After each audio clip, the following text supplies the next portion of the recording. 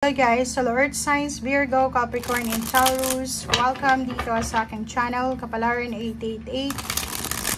Welcome Earth Signs. I hope na makuha mo yung energy. Ito ay timeless kung kailan mo ito mapanood or kung kailan ito mag-resonate. Ang validity nito is 3 weeks before, after, 3 months before, after, 3 days before, after.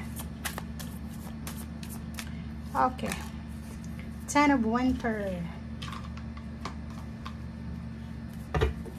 Earth signs.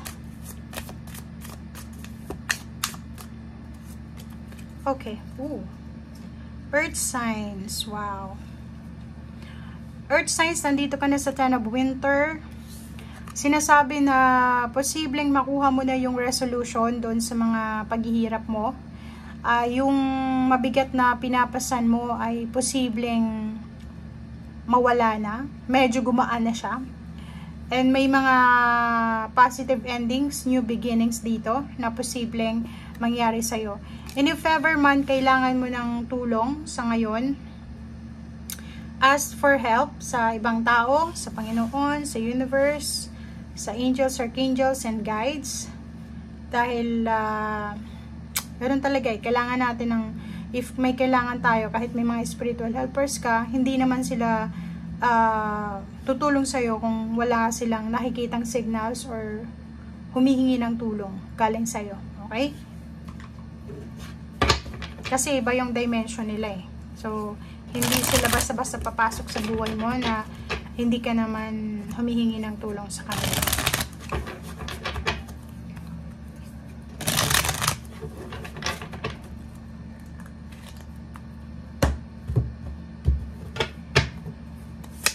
Okay.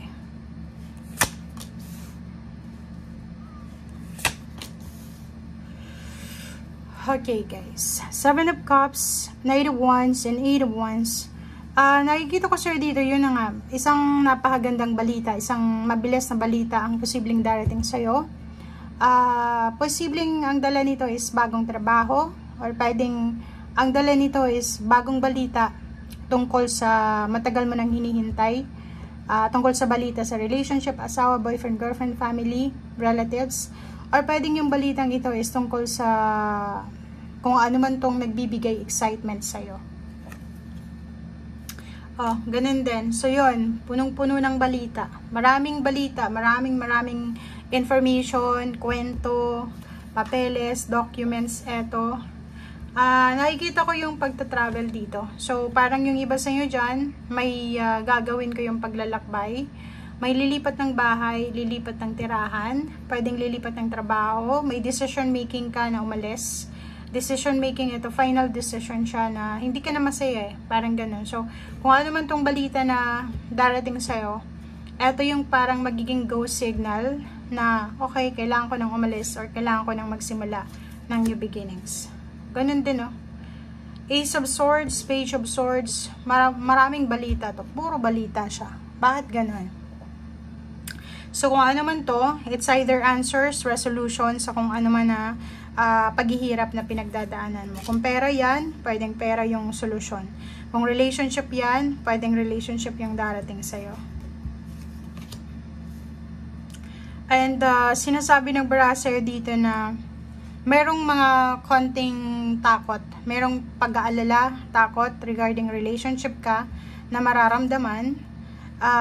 Kasi parang nakikita ko siya dito, merong parang iniisip ng iba na may third party or may mga ibang karelasyon, parang ganito ganyan, may unfaithfulness, ganito ganyan. Zero the Fool, sinasabi ng brasser dito na maraming magsisimula, maraming risky decision kang gagawin dahil nakafocus ka sa pagkakaroon ng financial prosperity and abundance. So, ibig sabihin niya, Earth signs, may iba sa inyo ditong makakapag-desisyon like, yun, lumipat ng trabaho, umalis, ano pa ba, mag-travel, gawin ko anong gusto niya kasi gusto niya makapagsimula. Hahanapin nyo yung 9 of Pentacles eh. Kasi parang yung kasalukuyan yung kinalalagyan ngayon is kulang yung ganito, yung financial. So, kailangan niyang hanapin ito or kailangan niyang hanapin yung sarili niyang parang kung saan siya magiging financially stable. Puro swords, Knight of Swords, air signs energy. Kaso lang, ang sinasabi naman sa'yo dito ng The Hermit, bago ka gumawa ng isang desisyon, bago ka gumawa ng isang action, make sure na pag-isipan mo siya ng 10 beses. Make sure na mag-meditate ka. Tanungin mo yung sarili mo na, dito ba ako masaya? I-weigh mo, timbangin mo yung sitwasyon.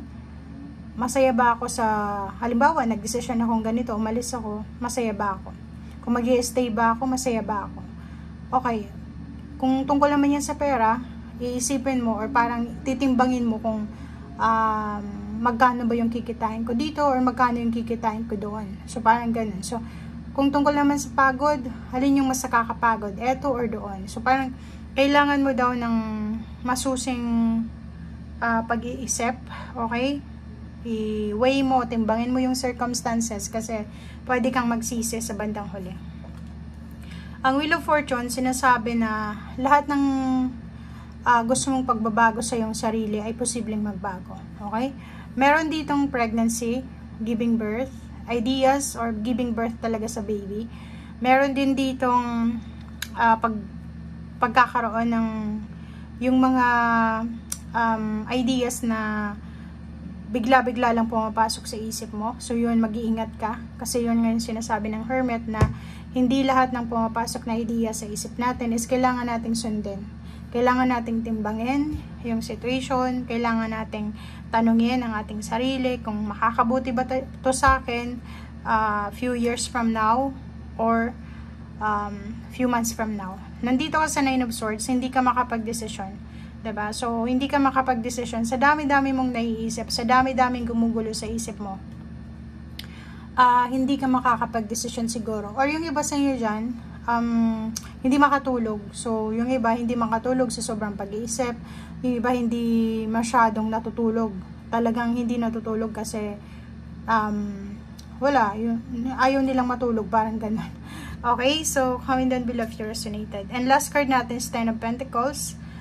May iba sa inyo ditong hindi makatulog kasi kailangan yung makaproduce ng limpak-limpak na salapi siguro, or yun yung isa sa dahilan kung bakit hindi kayo makatulog kasi kailangan yung makalikom ng Ten of Pentacles, yung pera. Kailangan yung mahawakan itong perang ito, kailangan yung makuha ito. So, isip kayo ng isip kung ano yung paraan, isip kayo kung ano yung magiging solusyon. Pero kung makikita mo dito, sinasabi na yung resolution daw na andito na. Okay? So, ikaw na lang ang bahala kung ano yung resolution na gagawin mo. Okay? Thank you guys. Bye!